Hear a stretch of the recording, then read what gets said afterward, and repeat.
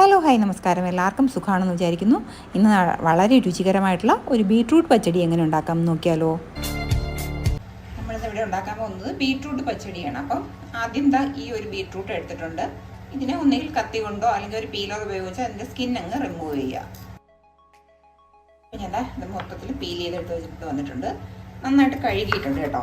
ഇനി ഇതിനെ ഒന്ന് ചെറുതായിട്ട് കട്ട് ചെയ്യാം.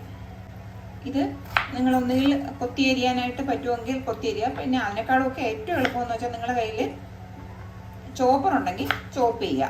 അതല്ല ചോപ്പർ ഇല്ലെങ്കിൽ ഒരു കാരണവശാലും വിഷമിക്കേണ്ട. ഞാൻ ചെയ്യുന്ന ഒരു പരിപാടി എന്താണെന്ന് വെച്ചാൽ ഞാൻ ഇപ്പം ചോപ്പറിട്ടിട്ടാണ് ചെയ്യുന്നത്. ഞാൻ സാധാരണ ചെയ്യുന്നത് ഇതേപോലത്തെ ചെറിയ പീസസുകളാക്കും.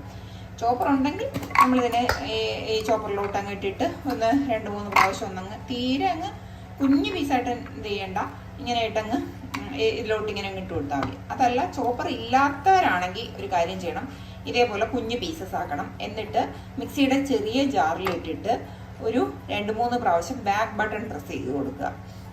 ചോപ്പറിൽ ഇട്ടിട്ട് നമ്മൾ ഒരുപാടങ്ങ് അധികം അങ്ങ് ഇട്ട് കൊടുക്കരുത് കേട്ടോ. ചോപ്പറിൽ ഇട്ട് കൊടുക്കുക, കണ്ടോ, ഇതേപോലെ ചോപ്പ് ചെയ്തെടുക്കുക. എന്നിട്ട് നമുക്ക് ഈ പാത്രത്തിലോട്ട് ഇട്ട് കൊടുക്കാം. ഈ പാത്രത്തിൽ വെച്ചിട്ടാണ് ഞാൻ ഇത് കിച്ചടി ഉണ്ടാക്കിയെടുക്കുന്നത്. അപ്പോൾ ഈ പാത്രത്തിലോട്ട് ഇട്ട് കൊടുക്കാം. ഇതേപോലെ ബാക്കിയും ചെയ്തെടുത്തിട്ട് വരാം. പിന്നെ ഇതിലേക്ക് 2 പച്ചമുളകും കൂടെ എടുക്കുന്നുണ്ട്.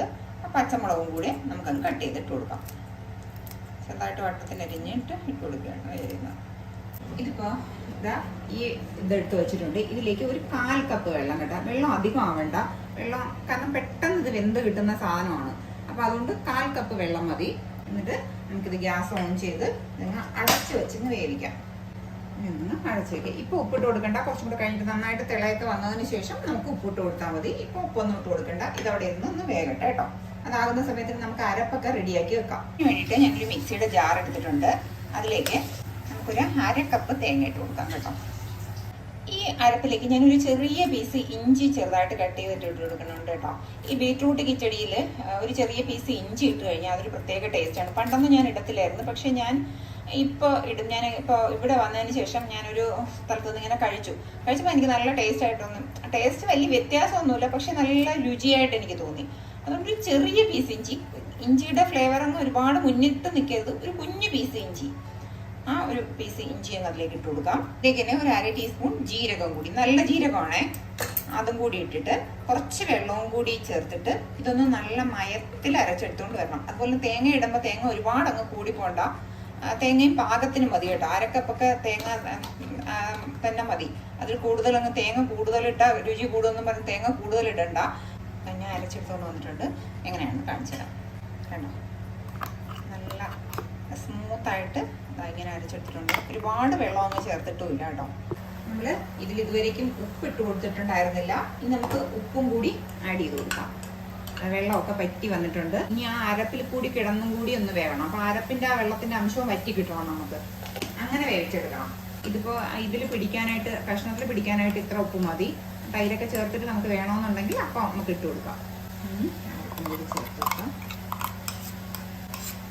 വെള്ളം കൂടരുതെന്ന് പറയുന്നതിൻ്റെ കാര്യം ഇതാണ്. കാരണം ഈ അരപ്പ് കിടന്ന് വേവണം. പിന്നെ ഈ മിക്സിയിൽ നിന്ന് കുറച്ച് വെള്ളം ഒന്നങ്ങ് ആക്കിയിട്ട് അതൊന്ന് ഒഴിച്ചു കൊടുക്കും. ആ വെള്ളം കാണും. എല്ലാം കൂടി ആകുമ്പോൾ വെള്ളം കൂടിപ്പോവും. നമ്മൾ അവസാനം തൈര് ചേർക്കുമ്പോൾ ഒരു വെള്ളം കണക്കിരിക്കും. ഈ വെള്ളത്തിലും ഈ അരപ്പിലും കിടന്ന് ഈ ബീട്രൂട്ട് നന്നായിട്ട് ഒന്നും കൂടി ഒന്നങ്ങ് വെന്ത് ഈ വെള്ളം മൊത്തത്തിലങ്ങ് പറ്റി വരണം. അപ്പോഴാണ് ആ ബീട്രൂട്ട് പച്ചടിക്ക് അത് നല്ല ടേസ്റ്റ് ആവുന്നത്. ആ അരപ്പിൽ കിടന്ന് അതൊന്നങ്ങ് പിടിക്കണം. ഇതിപ്പോൾ ഇങ്ങനെ മതി. ഇതും അടച്ച് തന്നെ വെച്ചു കൊടുക്കണേ. അപ്പോൾ പെട്ടെന്ന് വെന്ത് കിട്ടും. ഇതിപ്പോൾ ഞാൻ 1 കപ്പ് തൈര് എടുത്ത് വെച്ചിട്ടുണ്ട്. ഇതിനെ ഒന്ന് കട്ടയൊന്നും ഇല്ലാതെ, നല്ല കട്ട തൈരാണ് ഞാൻ എടുത്തേക്കുന്നത്. കട്ടയൊന്നും ഇല്ലാതെ ഒന്നങ്ങ് ഉടച്ചെടുത്ത് വെക്കാം. ഇതിലേക്ക് ഒരു അല്പം ഉപ്പും കൂടി ഇട്ട് കൊടുക്കാം. കാരണം നമ്മൾ അതിൽ 1/2 ടേബിൾ സ്പൂൺ ഉപ്പല്ലേ ഇട്ടുള്ളൂ. ഒരു അല്പം ഉപ്പ് ഈ തൈരിൽ അങ്ങ് ഇട്ട് കൊടുക്കാം. ഒരു 1/4 ടീസ്പൂൺ ഉപ്പ്. ഇനിയിപ്പോൾ നമ്മുടെ പച്ചടി എന്തായാലും നോക്കാം. വെള്ളമൊക്കെ പറ്റിയിട്ടുണ്ട്. നന്നായിട്ട് വെള്ളം പറ്റി വന്നിട്ടുണ്ട്. ഒന്നും കൂടി ഒന്നങ്ങ് മിക്സ് ചെയ്ത് ചേർക്കുക. ഇപ്പോൾ ഒട്ടും വെള്ളമില്ല കേട്ടോ. ഇങ്ങനെ അങ്ങ് ആക്കി എടുക്കണം. അതിന് ഞാൻ പറഞ്ഞത് അരപ്പിൽ കിടന്നൊന്നും വേകണം. എന്നിട്ട് ഫ്ലെയിം അങ്ങ് നന്നായിട്ട് കുറച്ച് കൊടുക്കുകയോ അതല്ലെങ്കിൽ വാങ്ങി വച്ചതിന് ശേഷം തൈര് ചേർക്കുകയോ ചെയ്യാം. ഞാനിപ്പോൾ ചെയ്യുന്ന ഒരു പരിപാടി എന്ന് വെച്ചാൽ ഈ ചൂടോടുകൂടി തന്നെ തൈര് ചേർക്കും. പക്ഷെ ഫ്ലെയിം അങ്ങ് ലോ ഫ്ലെയിമിലോട്ട് അങ്ങ് മാറ്റും. എന്നിട്ട് തൈരങ്ങ് ഒഴിച്ചു കൊടുക്കും. എന്നിട്ട് അപ്പോൾ തന്നെ അതിനെ ഇളക്കി അങ്ങ് മിക്സ് ചെയ്യും. അപ്പോൾ ആ തൈര് അതിൽ കിടന്നങ്ങ് ചൂടാവുകയും ചെയ്യും. അല്ലെങ്കിൽ ഒരു പച്ച ചുവയാണ് കേട്ടോ. ഇങ്ങനെ വയ്ക്കുമ്പോൾ ഒരു ടേസ്റ്റ്, നല്ല ടേസ്റ്റാണ്. ബീട്രൂട്ട് നല്ല ചുമന്ന ബീട്രൂട്ട് ആണെങ്കിൽ നല്ല ചുമന്ന കിച്ചടി കിട്ടും. ഇതുണ്ടോ ഒരു കളറ്, ഒരു സുഖമില്ലാത്ത കളറ്. നമുക്ക് ഇതങ്ങ് മാറ്റാം. ഇതിപ്പോൾ ഞാൻ എന്താ ഒരു സോസ് പാൻ അടുപ്പത്ത് വെച്ചിട്ടുണ്ട്. ഇതിലേക്ക് വെളിച്ചെണ്ണയാണ് ഒഴിച്ചു കൊടുക്കാനുള്ളത് കേട്ടോ. എപ്പോഴും ഇങ്ങനെയൊക്കെയുള്ള കറികൾ, നാടൻ കറികൾ വയ്ക്കുമ്പോൾ വെളിച്ചെണ്ണ ആയിരിക്കും നല്ലത്. പിന്നെ സൺഫ്ലവർ ഓയിലാണ് യൂസ് ചെയ്യുന്നതെന്നുണ്ടെങ്കിൽ അങ്ങനെ ഒഴിച്ചു കൊടുത്താൽ മതി. ഇപ്പോൾ ഇതാ നമ്മുടെ അടുപ്പത്തിരിക്കുന്ന എണ്ണയൊക്കെ ചൂടായിട്ടുണ്ടാവും. നമുക്ക് ഇതിലേക്ക് കടുകിട്ട് കൊടുക്കാം.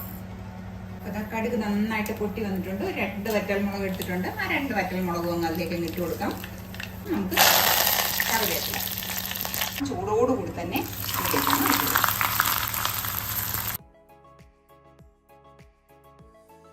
ഇത് കണ്ടുകൊണ്ടിരിക്കുന്ന സമയത്ത് നിങ്ങൾക്ക് ഇഷ്ടമാവുകയാണെന്നുണ്ടെങ്കിൽ ഒന്ന് ലൈക്ക് ചെയ്യാനും ഷെയർ ചെയ്യാനും സബ്സ്ക്രൈബ് ചെയ്യാനും മറക്കല്ലേ.